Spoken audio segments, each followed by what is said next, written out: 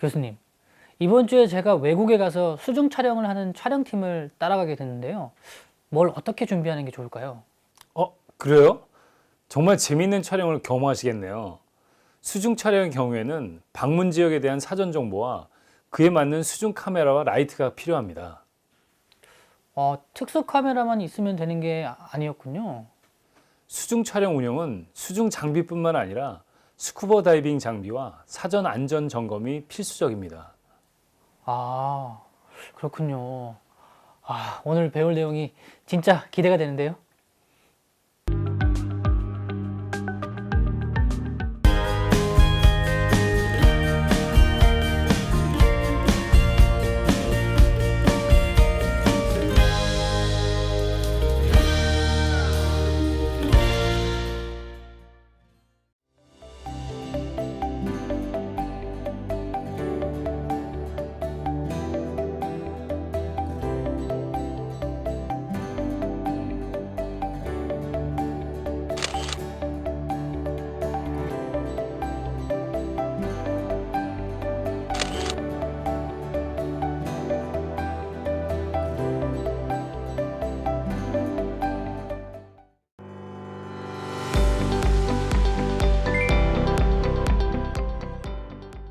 대기를 구성하고 있는 공기는 질소와 산소가 약 4대 1의 비율로 혼합되어 있습니다.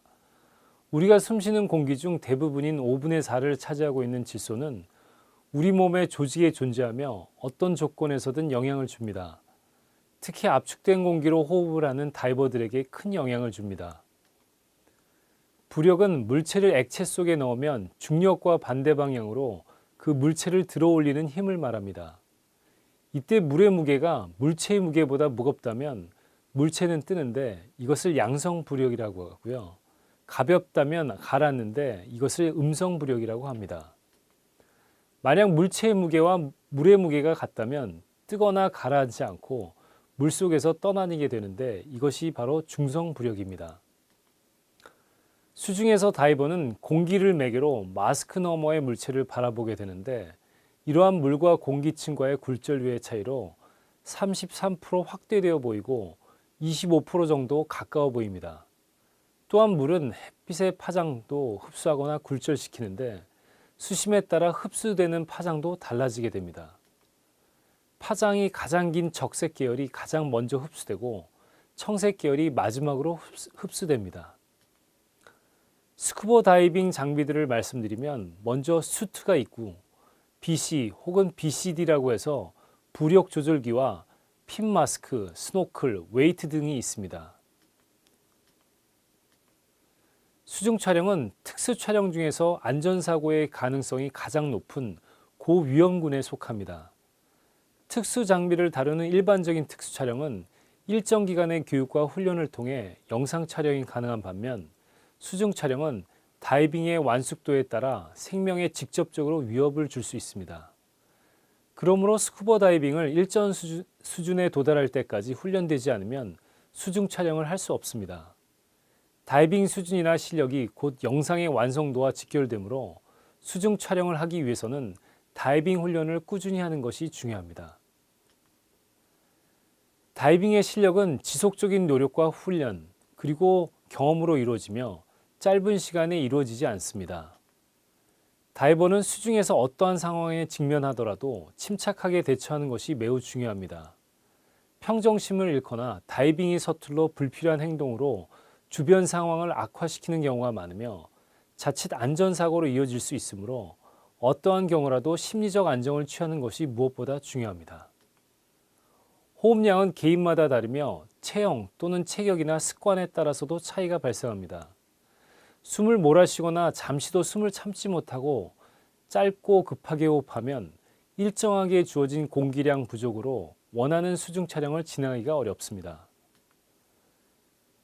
입수 전 정확한 검진이 요구되는 것으로 수압을 견디기 위해서는 중이염과 같은 뇌의 질병이나 유스타키오관에 문제가 있으면 다이빙 자체가 불가능합니다.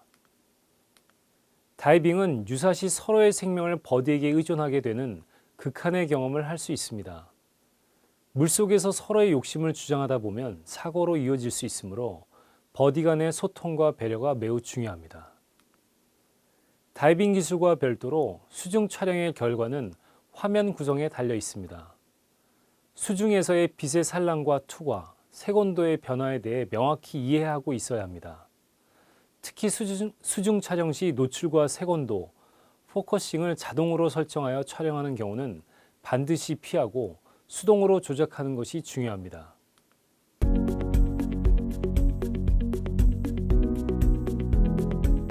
수중 촬영의 기본은 다이빙에서 시작하므로 입수 전에 장비와 몸의 안전 상태를 반드시 확인하여야 하며 철저한 준비만이 사고 예방을 할 수 있습니다.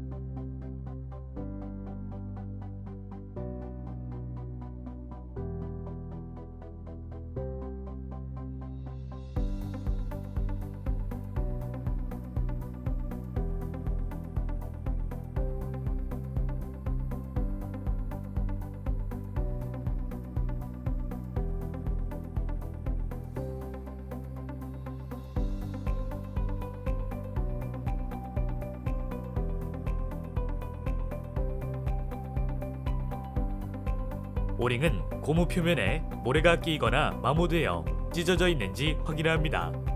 손가락으로 비벼보면 촉감으로 손상 정도를 알 수 있으며 침수를 막기 위해 그리스를 얇게 도포합니다. 공기 탱크는 BC의 뒷면에 결합하고 BC 스트랩 등의 사용에 문제가 없는지 확인합니다.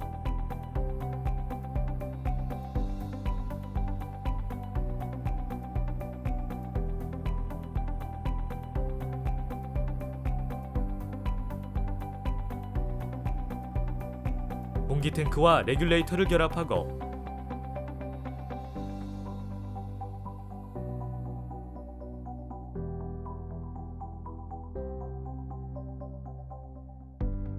탱크의 탭을 열어 공기를 방출시킵니다. 레귤레이터에 달려있는 진압계를 통해 공기 탱크의 양을 확인해야 하며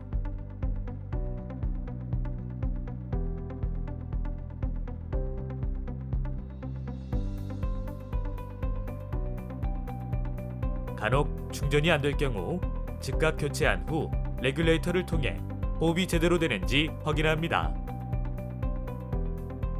본격적인 수중 촬영 전에 6가지 내용을 확인하여야 하는데요. 첫째는 다이빙에 필요한 공기의 양이고, 둘째는 다이빙 수심이며, 세 번째는 공기 탱크의 잔량으로 안전하게 출수해야 하는 상황을 주지해야 합니다. 네 번째는 수면의 상태와 출수 지점의 자신의 예상 위치이며, 다섯 번째는 바다의 조건과 기상입니다. 또한 수중 촬영 일정 및 상황이 전파되었는지 여부를 확인해야 합니다. 다음은 버디 체크인데요. 버디는 다이빙 전 아래와 같은 내용을 검사하고 확인합니다. 정신적, 육체적으로 다이빙을 하기에 적당한지 확인합니다. 레귤레이터가 원활히 작동하는지 확인합니다. 공기 탱크의 잔량은 충분한지 확인합니다. 다이빙 슈트와 BC 등의 장비가 올바로 연결되었는지 확인합니다. 수심계, 잔압계, 시계가 올바로 작동하는지 확인합니다. 마스크, 핀, 스노클, 다이빙 라이프가 올바로 착용되었는지 확인합니다. 수신호를 이해하고 있는지 확인합니다.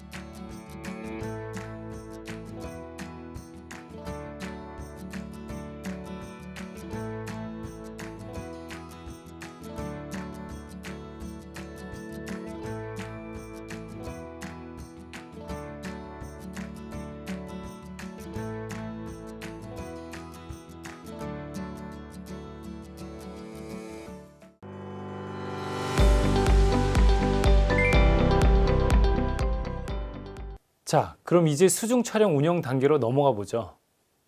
그 수중 촬영에서는 지상 촬영과 다르게 이해해야 될 특성이 있나요? 네, 일단 수중이니까 물에 대한 이해가 필요하죠. 그리고 빛에 대한 이해도 필요합니다. 수중 촬영에 영향을 주는 요소를 간추려 보면 크게 세 가지가 있는데요. 이어지는 다음의 내용을 잘 살펴보시기 바랍니다. 수중 촬영은 지상 촬영과 달리 물과 빛에 대한 이해가 필요합니다. 수중 촬영에 영향을 주는 요소로는 세 가지가 있는데요. 먼저 수중 투명도입니다. 물속은 정도의 차이가 있으나 어디든 부유물이 떠다니고 부유물이 많을수록 빛의 진행에 방해를 주게 되므로 결국 투명도가 저하됩니다. 그러므로 수중 촬영의 성공 여부를 결정하는 것은 물속의 상태, 즉 투명도에 따라 좌우된다고 할 수 있습니다. 연안에 가까울수록 투명도가 떨어지며 깊은 바다로 나갈수록 투명도가 좋아집니다. 그러므로 이러한 투명도에 따른 촬영의 방해 요소를 제거하기 위해서는 최대한 피사체에 접근해야만 합니다. 수중 촬영에 영향을 주는 요소 두 번째는 부유물 제거를 위한 근적거리입니다. 카메라와 피사체 사이에 부유물이 적을수록 깨끗한 영상을 얻을 수 있습니다. 수중에 떠다니는 부유물은 상상을 초월할 정도로 많고 농도 또한 매우 짙습니다. 부유물이 많은 경우 렌즈 앞 10cm 피사체를 구분하지 못하기도 합니다. 조류가 빠를수록 부유물도 많으며 대체로 수심이 깊은 바다일수록 부유물이 적습니다. 그러므로 수중에서 깨끗한 영상을 얻기 위해서는 조류와 가시광선의 도달 수심 등을 고려하여 촬영에 임해야만 합니다. 세 번째는 수심에 따른 빛의 도달거리입니다. 지상 촬영이건 수중 촬영이건 빛이 있어야만 촬영이 가능합니다. 수중에서는 빛이 수중으로 입사하는 각도, 촬영 시간대, 광질, 즉 맑은 날이냐 또는 구름낀 날이냐에 따라 수중의 상태가 달라지게 됩니다. 얕은 수심에서는 가시광선이 전반적으로 골고루 입사하는 반면 수심이 깊을수록 적색, 주황, 노랑, 초록, 파랑 순으로 흡수되고 깊은 수심에서는 청색 계열로 보이게 됩니다. 이러한 파장의 흡수 현상을 극복하기 위해 낮은 수심에서 촬영하거나 수중 라이트를 사용하거나 주황색 계열의 앰버 색보정 필터를 사용해야만 합니다. 수중 촬영 전 점검 사항으로 수중 촬영 장비 점검 체크리스트가 있는데요. 바로 하우징, 오링, 하우징 포트, 연결 케이블 확인, 모니터, 조명, 마이크 상태를 꼭 점검해야만 합니다. 그리고 점검할 내용이 하우징 밸런스인데요. 수중 촬영에 임할 때 수중 하우징의 수중 밸런스를 확인하는 것은 매우 중요한 일입니다. 수중 밸런스란 하우징이 물속에서 중성 부력을 유지할 수 있도록 조절해 주는 것을 말합니다. 스쿠버 장비는 필수적인 생명 유지 장치이므로 촬영과는 별도로 꼼꼼히 챙겨야 하며 촬영 장비에 대한 안정성과 작동 기능 점검은 촬영 본연의 목적을 달성하기 위해 반드시 요구되는 과정입니다. 가장 이상적인 하우징의 밸런스는 하우징 손잡이를 중심으로 앞, 뒤, 무게중심 균형이 맞아 있는 것입니다. 수중에서 촬영자가 하우징을 들었을 때 약간의 무게감을 느끼면서 여유 있게 다룰 수 있는 정도로 적절하다고 판단됩니다. 모니터의 위치 또는 내부 배터리 등으로 미세하게 밸런스가 틀어질 수 있으므로 촬영 전 점검이 필수적입니다. 수중 촬영 장비 선택에 있어 먼저 수중 하우징을 선택해야 하는데요. 전문가를 위한 디지털 시네마 카메라용의 대표적인 수중 하우징을 비교해 보겠습니다. 최근의 추세는 부피가 큰 ENG용 하우징보다는 소형 경량화된 디지털 시네마용을 사용하거나 DSLR 카메라용 하우징을 많이 사용합니다. 수중 하우징 포트는 하우징의 앞부분에 장착하는 투명 렌즈를 말합니다. 그러므로 카메라의 화각은 하우징의 포트에 따라 달라집니다. 어떤 포트를 사용하느냐에 따라 촬영 화각이 달라지므로 수중 촬영에 있어 포트의 선택은 가장 중요한 요소라 할 수 있습니다. 대기 중의 렌즈로 수중의 물체를 촬영하면 빛의 굴절 현상으로 실제 크기보다 약 33% 커져 보이는데요. 이러한 현상으로 물체의 풀샷을 잡기 위해서 일정한 거리를 띄어야 하고 이 거리에는 수중 부유물로 인해 선명도가 떨어지므로 전체적으로 깨끗한 영상을 잡기가 매우 어렵습니다. 부유물과 굴절 현상으로 피사체가 커져 보이면서 포커싱도 어려워지게 됩니다. 게다가 빠르게 움직이는 수중 생물을 추적하기도 어렵습니다. 이를 보완하기 위해 렌즈 모양의 플랫포트를 사용하는 것이 좋습니다. 돔포트는 굴절로 인해 발생하는 확대 현상을 없애주면서 렌즈 고유의 화각을 확보할 수 있습니다. 또한 수중 피사체와 근접할 수 있으므로 부유물이 적어져 투명도가 좋아지며 광각 렌즈로서 포커싱이 좋고 움직이는 물체 추적에 용이합니다. 플랫포트를 사용하는 이유는 과장된 원근감을 사용하지 않으면서 예술적 영상 구현이 가능하기 때문입니다. 정교하게 촬영해야 하는 경우 또는 접사 촬영을 하는 경우 등은 플랫포트를 사용하고 있습니다. 수중 하우징 포트는 촬영 대상에 따라 선택적으로 사용하는 것이 매우 중요한 촬영 장비입니다. 물리적으로 렌즈를 교체해야 하므로 입수 전에 포트와 하우징 사이에 완전히 결합되었는지 확인하는 것이 매우 중요합니다. 포트는 하우징 전면 고정 타입, 스크류 타입, 베이오넷 타입 등이 있으며 제조사는 구매자의 요구에 맞게 돔포트와 플랫포트를 맞춤 제작하여 주기도 합니다. 일정 수심 아래에는 빛이 도달하지 못하므로 매우 어둡습니다.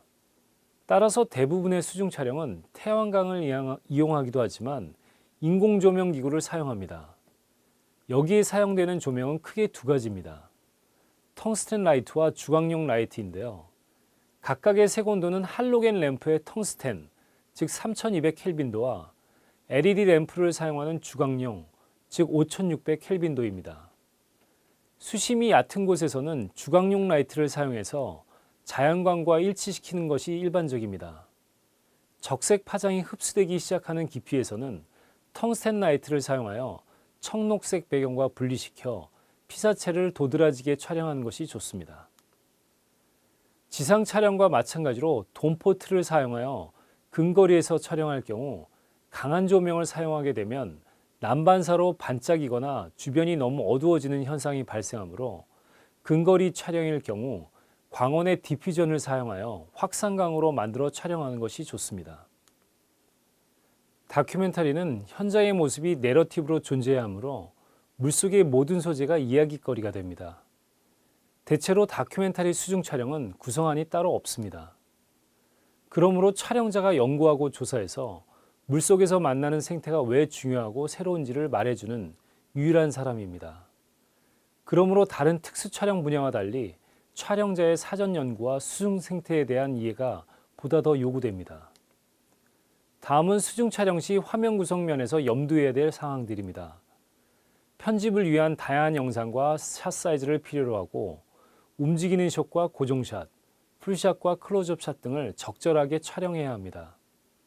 입문자가 많이 하는 실수 중 하나가 너무 많은 컷을 만들려고 한다는 점입니다. 따라서 연출 목적에 따른 적절한 샷의 선택이 필요합니다. 촬영 입문자의 경우 지나치게 줌을 과도하게 사용하는 경향이 있는데 줌밍은 필요할 때만 사용하고 지상 일반 촬영에서처럼 가급적 줌을 자제하여 촬영하는 것이 좋습니다. 그렇지 않을 경우 편집도 어렵고 이야기를 제대로 끌고 가기도 어렵습니다. 카메라의 움직임이 필요할 경우 피사체의 움직임에 따라 가볍게 무빙하는 것이 보다 자연스럽습니다. 그러나 대부분의 숏은 고정된 숏으로 구성하고 카메라 앞에서 피사체가 움직이도록 유도하는 것이 가장 좋습니다. 출연자와 함께 다이빙했을 경우에는 오히려 쉬울 수 있는데 편집에 필요한 이동숏, 브릿지숏 등을 풍경 좋은 곳에서 촬영한 후 출연자가 등장하여 액션을 하거나 설명하는 등의 디테일한 연기는 별도로 촬영합니다. 그러나 여기에 반드시 필요한 클로즈업 샷들은 나중에 촬영하기 어려우니 반드시 그 자리에서 촬영해 두어야만 합니다. 편집을 위해 출연자가 이동하는 액션은 카메라가 출연자를 쫓아가는 것으로 끝내지 말고 출연자가 카메라 쪽으로 이동하는 것으로 콘티를 짜면 오히려 빠른 시간 내에 다이나믹한 영상을 연출할 수 있습니다. 이를 위해 촬영 전 출연자와의 동선에 대한 사전 협의와 수중에서 의사소통하기 쉬운 수중 메모장을 휴대하면 좋습니다.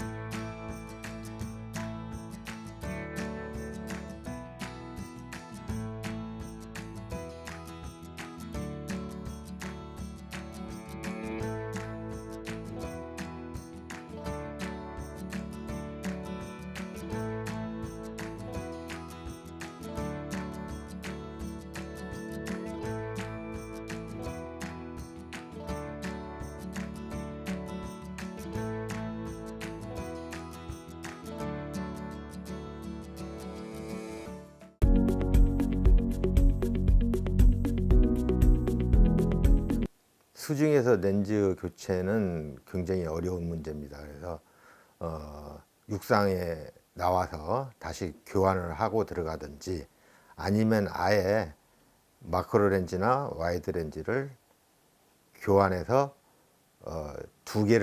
두 세팅을 해서 가지고 들어가야 됩니다. 그거는 촬영 목적에 따라서 미리 정해지든지 그렇지 않으면 현지 포인트에 어떤 어종이나 어떤 환경인지를 알고 들어가는 정보를 얻고 들어가는 겁니다. 그래서 예를 들면 인도네시아 코모도라든가 이런 데서는 와이드 렌즈가 주로 사용되지만 필리핀의 아닐라오 같은 포인트는 마크로가 주로 생물들이 많기 때문에 마크로 렌즈를 세팅해 가지고 가는 게 훨씬 유리하다고 생각합니다. 그거는 뭐 옛날에는 다 5mm 웨슈트를 입고 들어갔지만 요즘은 20도 이하, 수온이 20도 이하에는 드라이 슈트, 그 외에 열대지방의 다이빙 포인트는 대부분이 3mm나 2mm 슈트를 입습니다. 뭐 특별한 기준은 없고 수온에 따라서 예를 들어서 수온이 20도 이하라든가 우리나라 같이 동해안의 차가운 바다에서는 드라이 슈터가 입는 거가 원칙이고 그 다음에는 열대지방 이런 데서는 2mm나 3mm를 입으면 됩니다. 특별한 기준은 없습니다. 보통 탱크 하나에 200바 정도 충전이 되는데 수심에 따라 물론 시간의 그 차이는 있습니다. 근데 레크레이션 다이버라면 1시간, 50분에서 1시간 내에 다이빙을 수중에서 견딜 수 있습니다. 촬영에 몰두하다가 보면 자기 공기 잔압을 체크하지 못하고 감압을 하지 못하고 올라오는 경우도 종종 발생할 수 있습니다. 그때가 가장 위험한 상태라고 말씀드릴 수 있습니다. 뭐 모든 게 다 중요하죠. 중요한데 일단 제한된 시간에 촬영을 마쳐야 되기 때문에 공기의 잔량을 수시로 확인하고 주위에 동료가 가까이 있는지도 확인을 해야 될 것입니다. 그다음에 장비로 얘기를 하면 장비는 사전에 뭐 배터리라든가 메모리 카드라든가 이런 거 여유 있게 준비해 가면 요즘에는 기술이 발달해서 오랫동안 사용할 수 있기 때문에 큰 문제는 되지 않을 것이라고 생각합니다. 요즘에는 LED 라이트도 있고 뭐 스트로브도 좋은 것들이 많이 있어서 옛날같이 어려움은 크게 없습니다. 동영상을 촬영할 때는 당연히 지속등 라이트를 써야 될 것이고 스틸 촬영을 한다면 스트로브를 사용하게 되는데 색온도가 가장 중요하다고 할 수 있겠죠. 색온도는 보통 3500에서 4000 켈빈 정도 주광 라이트가 가장 많이 사용하고 있고 지속등 라이트는 LED로 요즘에는 뭐 할로겐을 사용하지 않으니까 LED를 사용하게 되는데 백색광 5000 켈빈이 넘지 않는 그런 라이트를 선택하면 될 것입니다. 물론 당연히 차이가 크게 나죠. 육상 환경하고 수중 환경의 차이. 예를 들면 물의 굴절이라든가 비스 반사라든가 수면에서 반사 이런 것들이 가장 중요하게 작용을 합니다. 그래서 거기에 대한 사전 기본적인 지식을 가지고 있어야 훌륭한 사진을 찍을 수 있을 것입니다. 육상에서 쓰는 카메라를 수중에서 쓰는 거기 때문에 하우징이라는 것은 카메라의 집이라고 생각하시면 됩니다. 육상의 카메라의 성능을 제대로 보증을 하려면 일단 인체공학적인 디자인이 되어야 될 것이고, 두 번째는 양손을 놓지 않고도 카메라를 제어할 수 있는 하우징을 선택하셔야 될 것 같습니다.